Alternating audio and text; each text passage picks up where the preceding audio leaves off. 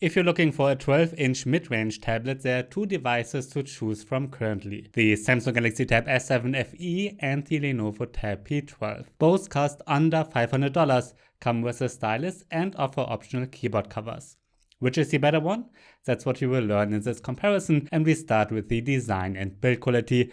Both tablets are made mostly of metal and have a high quality build. However, the Galaxy Tab S7 FE feels a bit more premium in a direct comparison because the transition from the display to the body is more elegant. At 610 grams, the Samsung is exactly 5 grams lighter than the Lenovo. Each lack a headphone jack and both have a micro SD card slot. On the Lenovo, we get a fingerprint reader built into the power button. That is great and an advantage because Samsung unfortunately lacks one. Both have a USB-C 2.0 port. The Lenovo Tab P12 has a 12.7-inch display with a resolution of 2944 by 1840 pixels, while we have a 12.4-inch display with a resolution of 2560 by 1600 pixels on the S7 FE. So the Lenovo is a bit larger and looks a tiny bit sharper in real life as well. Both are 60Hz IPS displays that are fully laminated and look very good overall. In direct comparison, the S7 FE has a slight yellow cast, it just looks warmer. Lenovo also allows you to set the display warmer if you want, but I think the standard white here is a better white. While Samsung has 2 speakers only, we get 4 on the Lenovo. However, Samsung sound is surprisingly good, and music often sounds great on both. If you listen very closely, however, you will notice that Lenovo offers us a slightly better bass. The Galaxy Tab S7 FE comes with the S Pen stylus, and Lenovo also offers a pen. Both are made of plastic and both are included, you don't have to buy them separately.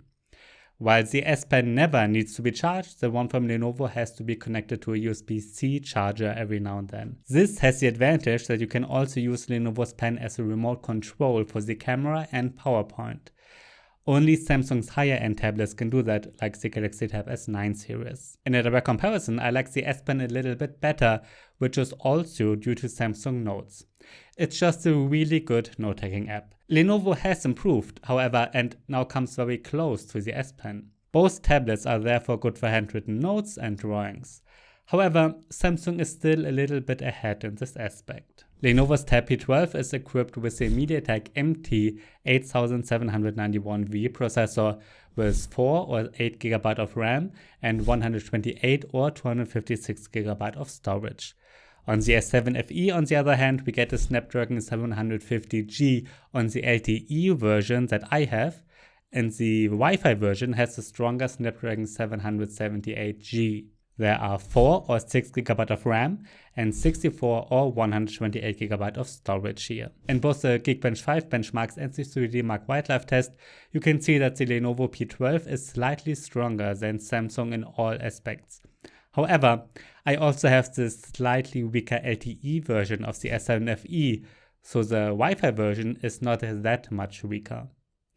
In real life, the two tablets are so close anyway that it's hardly possible to notice a difference. Multitasking works pretty well with both, although the variants with more memory, with more RAM, are always better of course. The P12 is actually a bit better than the S7 FE in my gaming test. The later only manages PUBG Mobile with HDR graphics, whereas I could also select HDR graphics on the P12. Lenovo offers an official keyboard cover for the P12 that features a large size keyboard and a decent touchpad.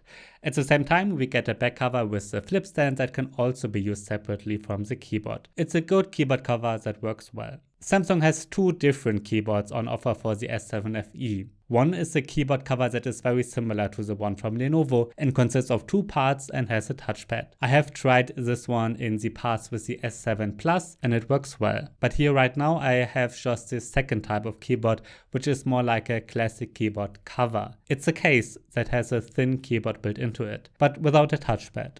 This keyboard is more practical if you only want to write something occasionally and don't need a mouse. Both tablets are currently running Android 13 on the S7 FE thanks to updates that Samsung distributes very diligently. The S7 FE is already a bit older and I assume that it will get a maximum of 1 more major version updates. The P12 might get 1 or 2. Well, the software is currently very similar. With Lenovo, we get almost pure Google Android, including all Google apps and the Google Entertainment Space. On the other hand, the One UI on the S7 FE is a lot more customized. We get the taskbar on both, multitasking works great, and well, it's Android on both. Samsung offers a few additional software features which are rather gimmicks apart from Samsung Notes. There's also the Samsung DeX desktop mode, but I do not think it's as useful since Android 12L and its taskbar anymore. The Lenovo managed a runtime of 5.5 hours in my battery test only, while Samsung lasted a good bit longer at 7.5 hours.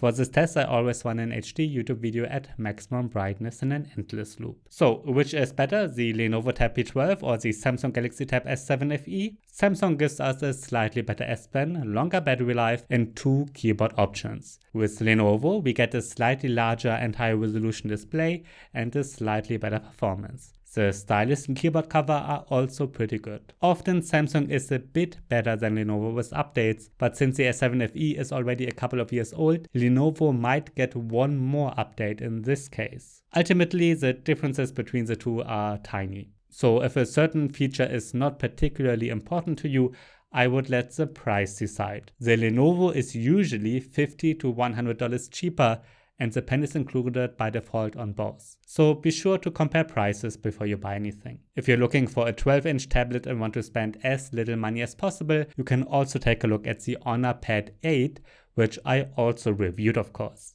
It's much cheaper, but also much weaker, and does not support an active pen, but it also offers a pretty good 12-inch display.